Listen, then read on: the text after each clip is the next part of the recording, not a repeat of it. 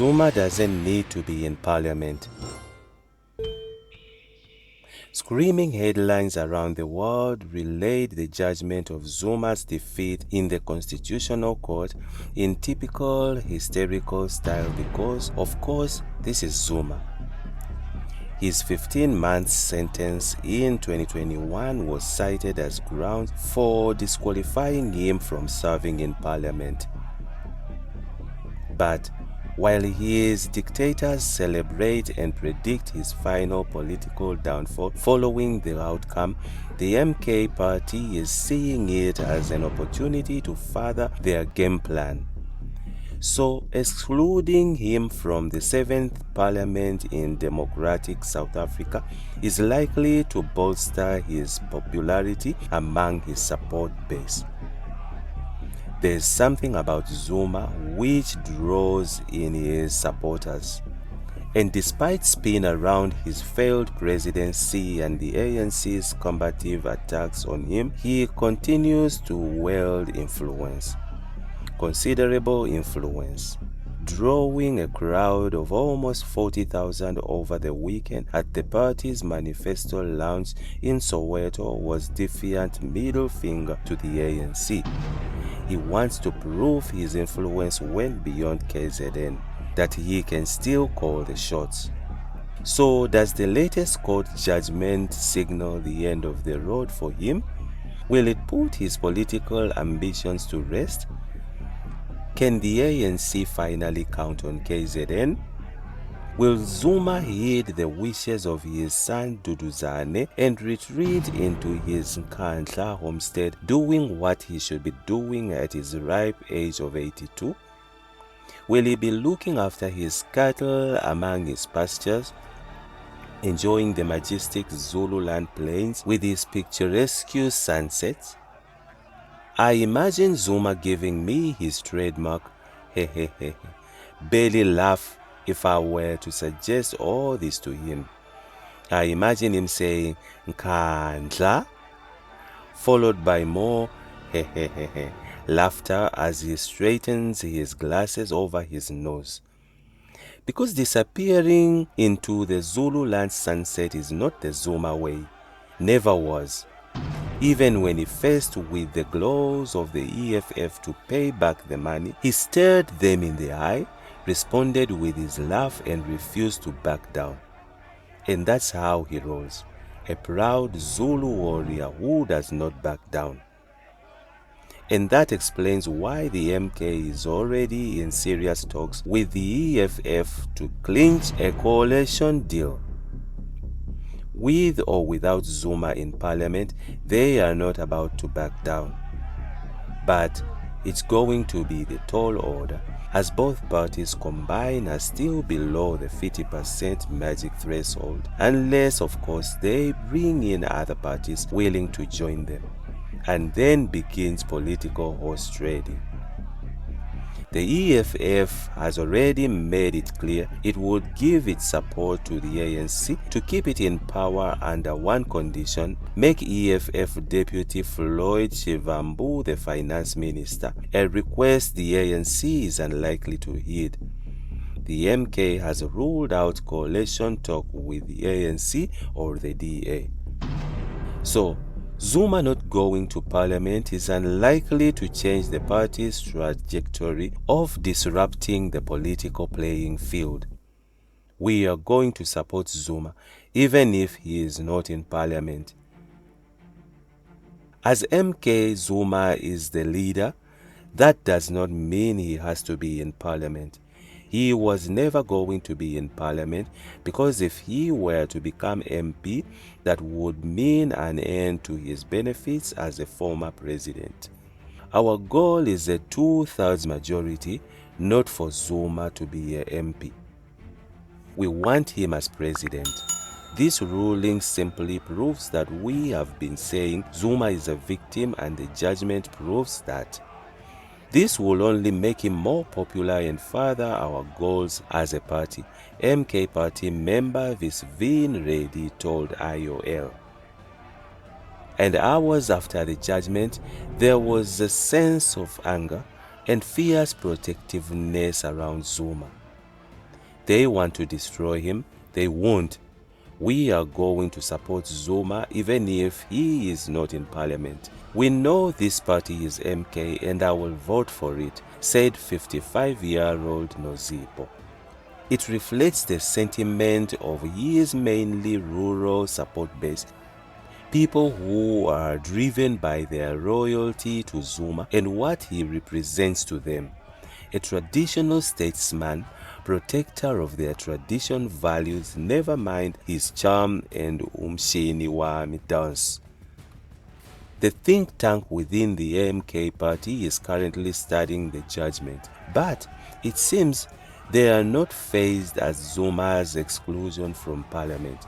In fact, they seem excited by its implication, seeing it as a weapon of information to portray Zuma as the victim, the martyr in politics.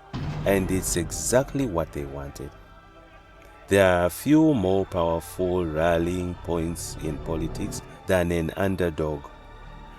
And that's exactly what former President Jacob Zuma, leader of the MK party, projects to his fiercely loyal support base. Zuma's play into the election under the MK party seems more of a disruption of the political landscape, an attempt to embarrass the ANC to show his fortitude after his suspension from the party. He wants to be king in his kingdom, and the court outcome does not determine that. His popularity does. His target is the ANC, and the humiliating defeat of them at the polls is what counts, with or without him in parliament. Zuma disqualified from the seat in parliament.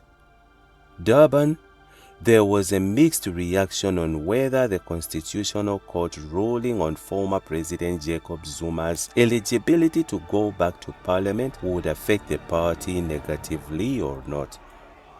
On Monday, the Court concurred with the Electoral Commission of South Africa (IEC) that Section 47(1) bars the former president from holding public office again.